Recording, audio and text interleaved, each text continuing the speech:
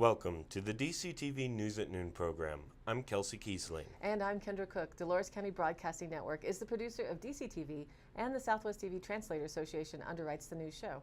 If you have a news topic or tips you'd like to see covered, give us a call. The studio number is 677-4119. Today's show is live on Tuesday at noon and rebroadcast at 3 and 6 p.m. and again re-aired on Friday at noon, 3 and 6. Today is October 3rd, 2017, and now the news at noon. From the Cortez Journal, new drilling rigs and oil and gas infrastructure could sprout within sight of Hovenweep National Monument, according to a proposed March lease sale issued by the Utah Office of the Bureau of Land Management. An environmental analysis released September 22nd proposes to lease 51,400 acres of federal minerals in southeastern Utah for possible oil and gas development. The proposal includes 43 parcels in Grand and San Juan counties.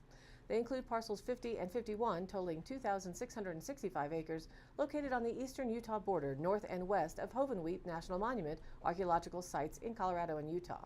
As part of the environmental analysis, the BLM completed a viewshed study to determine whether future mineral resources development would be visible to recreational visitors within Hovenweep National Monument. It considered impacts from 4 key observation points within the Utah and Colorado portions of the monument, including the National Monument entrance, Holy Ruin, Cutthroat Ruin, and the turnoff from Montezuma County Road 10 to Cutthroat. It found that about 20% of the leased parcels would be visible to the casual observer at Hovenweep. Mitigation measures suggested by the BLM include vegetative screening and color camouflaging of industry facilities and positioning of facilities within the lease area to decrease the likelihood that development would attract the attention of the casual observer at Hovenweep. Environmental groups have criticized the lease sale proposal. Environmentalist representatives have said that energy infrastructure such as drill rigs, pump jacks, and storage tanks can mar the scenery sought by tourists, and lighting the flaring cause light pollution. Hovenweep Superintendent Jeanine McElvin said in an email that her staff is reviewing the BLM's lease proposal and will submit comments based on identified concerns. In 2014, Hovenweep was designated as an international dark sky park because of its seclusion and absence of development nearby. The park offers night sky viewing activities for visitors, including the use of a telescope. It has protections that limit light pollution. Encroachment of oil and gas development on parks and monuments with the dark sky status is becoming a concern, said Dr. John Barentine, Program Manager for the International Dark Sky Association, based out of Tucson. Barentine is encouraging monuments and parks to contact operators of nearby drilling operations to consider mitigating light sources, such as aiming light downward and screening to hide where flaring takes place. Improving the lighting to less glaring options is also seen as beneficial to workers. Dead Horse Point State Park in Utah is a dark sky park, and officials there worry about light pollution from oil and gas development in that area as well. Reported by the Durango Herald, an Aneth, Utah man who crashed on the West Fork Road on July 4th, injuring 4 people, has pleaded guilty to a misdemeanor DUI and misdemeanor child abuse, according to the district attorney's office.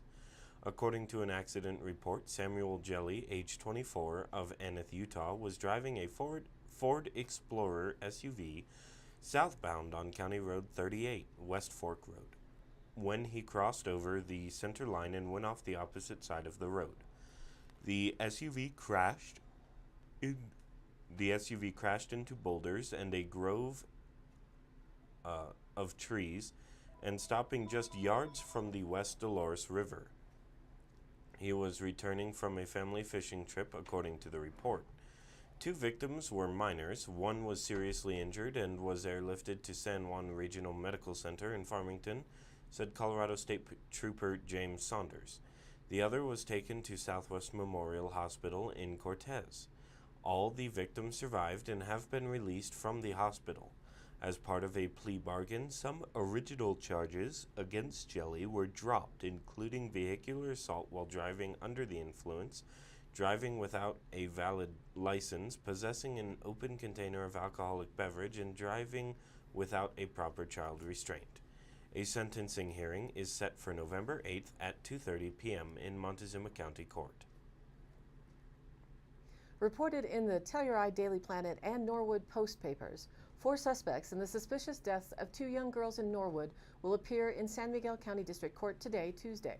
Frederick A. Blair, 23 of Norwood, Ika Eden, 53 of Jamaica, Nashika Bramble, 36, origin unknown, and Nathania Nchitu, 50 of Haiti are scheduled for 2 p.m. hearings, this according to the online court docket. Bramble, Eden, and Yah will be advised of charges. Blair will have a bond hearing. On September 12th, Senior Judge John Lowenbach of Greeley set Eden and Bramble's bonds at $125,000, while Nichitu received a bond of $250,000. On the same day, Blair's bond hearing was deferred at the request of his attorney, Kristen Hindman of Montrose. A fifth suspect, Medina Seus, 37 of Haiti, will appear in court October 10th. Her bond was set at $500,000 on September 12th. The San Miguel County Sheriff's Office released information last Friday afternoon regarding Nichitu. He previously was misidentified by authorities as Nathan Yah. The purpose of the release was to correct his name. Each has been charged with 1 count of felony child abuse causing death. The suspects could face additional charges, authorities have said. Their arrests stem from the investigation that started September 8th, when the bodies of 2 girls said to be between the ages of 5 and 10 were found in an area about 2 miles south of Norwood off County Road Y43. It's believed that the youths had been deceased for at least 2 weeks, according to Sheriff's Office spokeswoman Susan Lilly. On Friday, San Miguel County Coroner Emil Sante told the Daily Planet the autopsies have been completed, but that his office would not yet release information regarding the cause of death.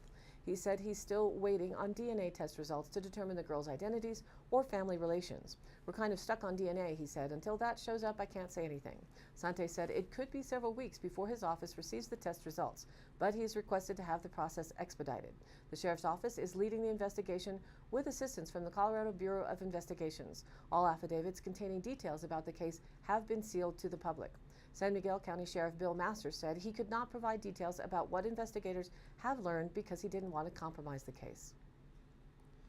Reported by the Cortez Journal, 3 people were killed and 4 seriously injured Friday morning when a car careened off a major highway after it struck a bear. 7 people were in the Chevrolet SUV that slid across the center median, crossing over lanes of traffic before it flew off Interstate 70 about 3:30 a.m. near Rifle, Colorado, the Colorado State Patrol said. The people who were killed Friday morning after they were ejected from a car include Kimberly Hernandez, age 7, and Eugenio Hernandez, Altamirano, age 63, who died at the scene, authorities told KDVR-TV.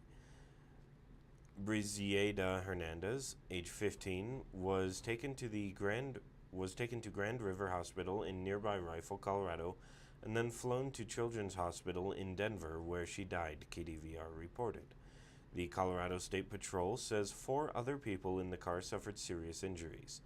They are a 9-year-old boy from Newcastle, Colorado, a 62-year-old woman from Carbondale, Colorado, the 36-year-old male driver from Newcastle, and a 32-year-old female passenger.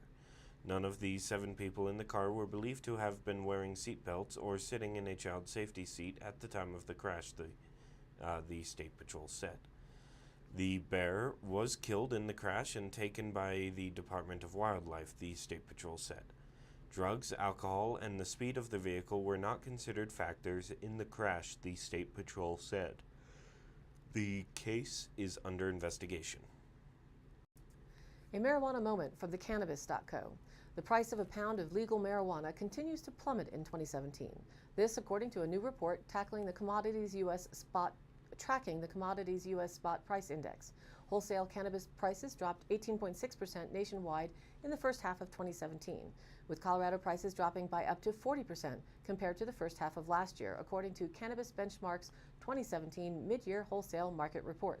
Similar to commodities like gold and oil, the Denver-based independent price reporting agency tracks spot prices, the current value in the marketplace at which an asset can be bought or sold for immediate delivery. Despite the overall decline, marijuana prices showed, quote, remarkable stability, considering last year's price volatility and recent political uncertainty.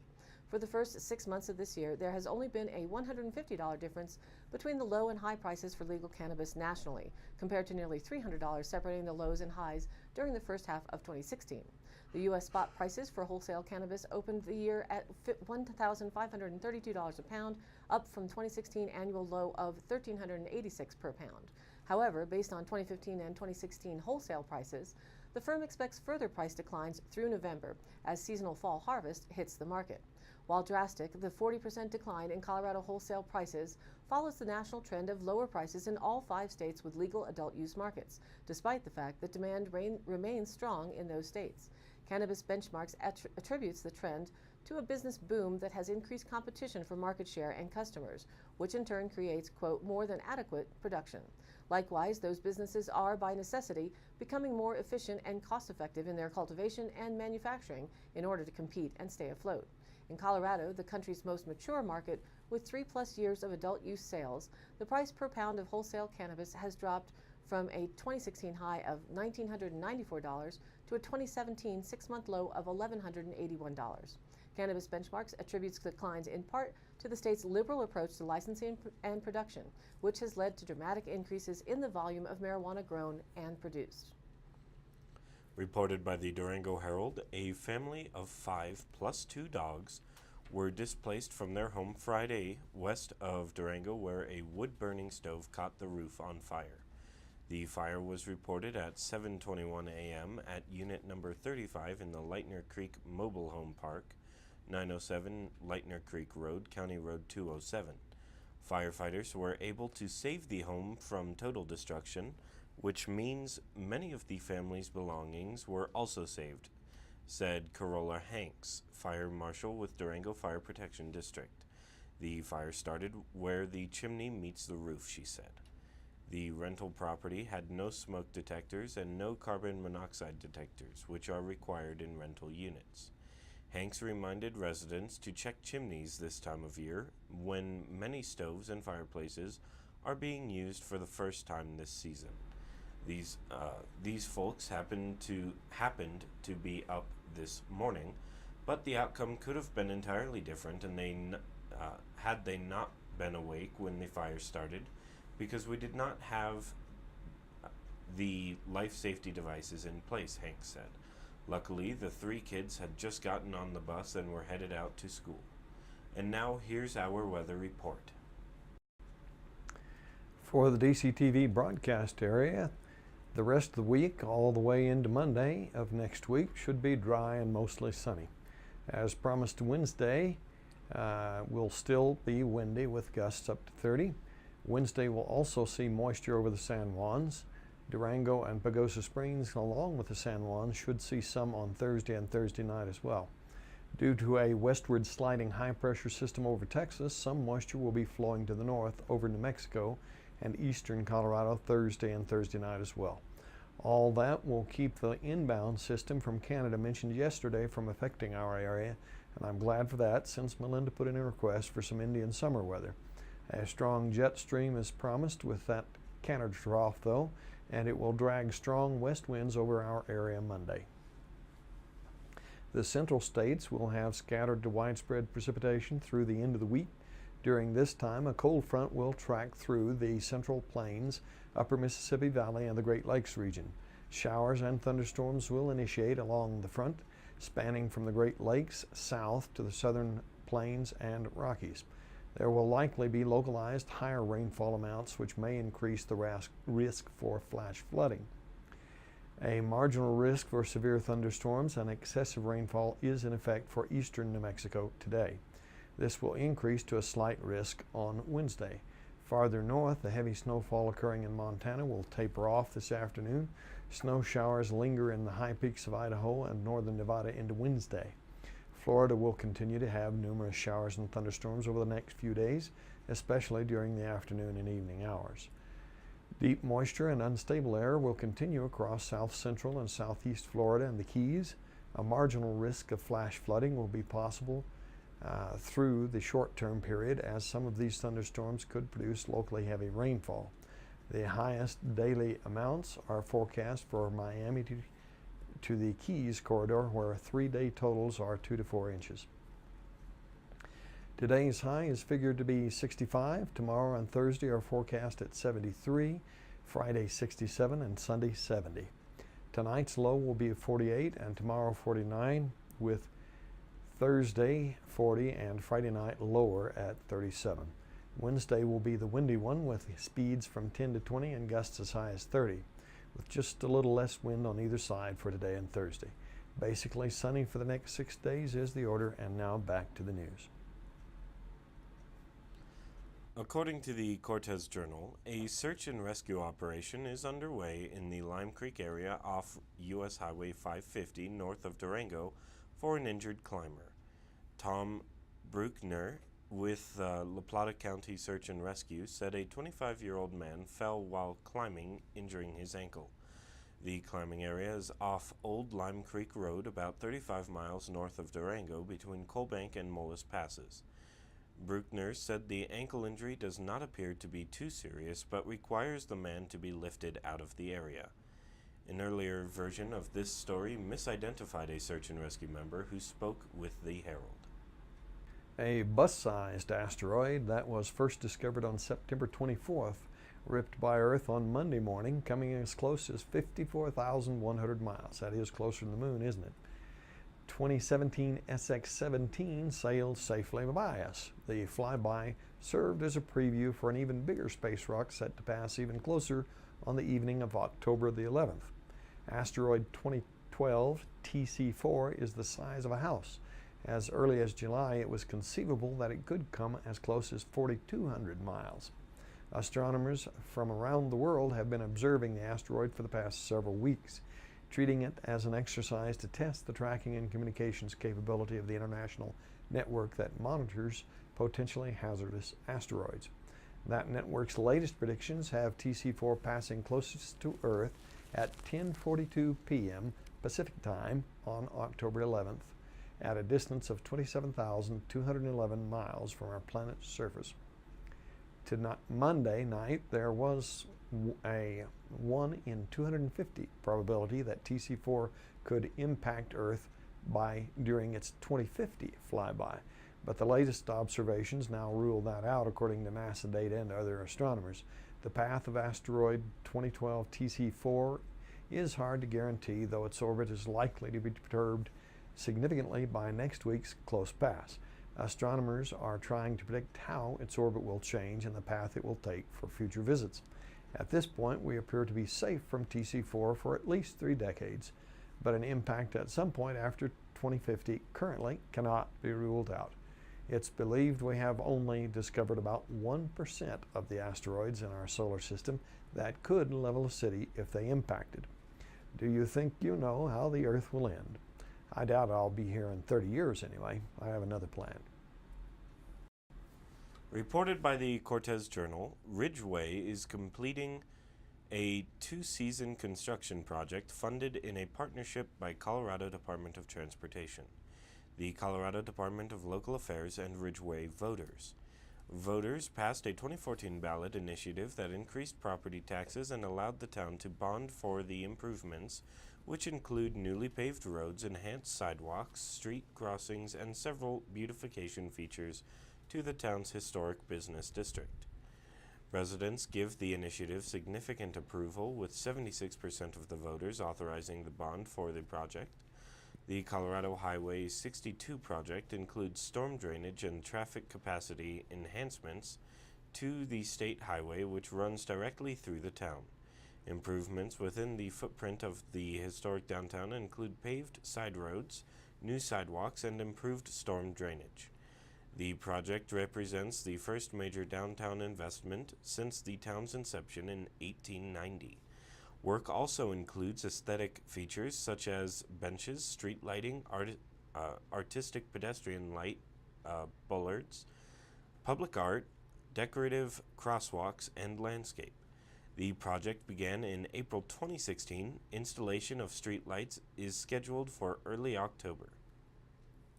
From the Journal, painters, jewelers, blacksmiths, and other crafty people gathered in downtown Memphis on Saturday for the town's annual street fair. The hot air balloon liftoff was canceled due to weather that day, but after the rain stopped, about 20 vendors set up booths on the Grand Avenue block between Main and Mesa Streets, which was closed to traffic all day. Although organizer Carrie Beike, Memphis Chamber of Commerce manager, said a few artists stayed away because of the morning thunderstorm, most of the day was dry and sunny. Beike said all proceeds from vendor booth fees would go to the Pay It Forward Fund, which benefits Memphis residents in need. Many of the vendors had been coming to the fair for several years. Most were from the Mancos area, but there were a few exceptions, like Needham Mull, who runs the furniture store Ultimate Home in Albuquerque. He has made the trip to Mancos 3 years in a row in order to sell imported rugs and baskets at the fair. Mull said he plans to expand his business to Colorado soon with a new store called Durango Rug Company. Other wares on display at the fair ranged from landscape paintings to jewelry to t-shirts. Mancos resident Brian Kyle sold artwork made from gourds and papier-mâché alongside his wife Angela's organic lotions. The Mancos Lions Club sold hot dogs and other snacks at the main entrance to the fair. And representatives from the Mancos School Bond Committee handed out promotional materials for the district's ballot item in this year's election. One of the most well-attended booths belonged to former Dove Creek resident Steve Williams, owner of the Cowboy Forge in Mancos. Williams has been in the blacksmith business for about 20 years, he said, and he spent the past 4 years teaching his skills to young people. He and several of his students set up a temporary forge in the street and gave demonstrations while the students sold the weapons, armor, jewelry, and art they had made at the forge. There's a romance about blacksmithing, Williams said. When you start doing this, you forget about the rest of the world. You forget all your problems. He said he comes to the fair every year not only to help his students sell their creations, but also to recruit more apprentices. While blacksmith work is often grueling, he said he has seen a growing interest in making things, quote, that will last forever. Local musicians provided live music throughout the fair, which lasted from 9 a.m. to 5 p.m. Becky said she was pleased with the number of people who decided to attend despite the day's stormy beginning. This was Becky's first year organizing the fair. She said she felt it was important to keep it going. I found out no one was going to spearhead it, and I was like, what? There's not going to be an arts and crafts festival, she said. Mancos is an arts community, so the show must go on. Becky, who heads the Mancos Chamber of Commerce, said she appreciated the eclectic group of artists who regularly participate in the event. Most of the Grand Avenue art galleries were open during the fair, which was followed by the opening of a special exhibit at the Kilgore American Indian Art Gallery. And now for the Dolores County Sheriff's Roundup for the week of September 25th through October 1st. A county resident reported that 3 cow-calf pairs were out on a county road and he had put them in his pasture. Owners were contacted to retrieve the pairs. A town resident reported dogs coming onto their property and challenging their pet. The resident requested advice and assistance from animal control. While on routine patrol in Cajon, an officer reported an address sign that was in need of repair. The Geis office was notified. A county resident reported a suspicious deer carcass on the side of a county road. The animal was not gutted but was partially quartered. An officer responded and determined that DOW should be contacted. If anyone finds a black bag with a wallet, keys, and a phone inside, please turn it in to the sheriff's office. The owner believes they lost it in town near the dinner bell. A resident holding cows for another requested assistance contacting the cow owners. The connection was made.